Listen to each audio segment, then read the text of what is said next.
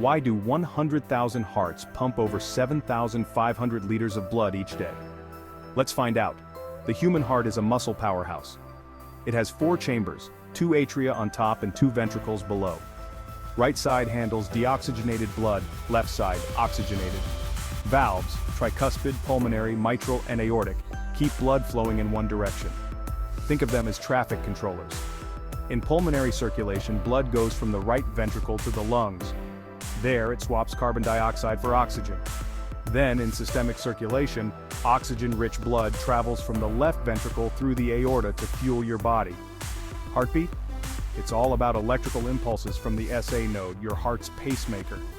These impulses create the cardiac cycle, systole and diastole. Coronary arteries keep the heart nourished. But watch out, high blood pressure, smoking, and diabetes can lead to heart disease.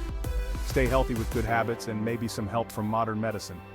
Understanding your heart helps you take charge of your health. Keep it strong, and it'll keep you going.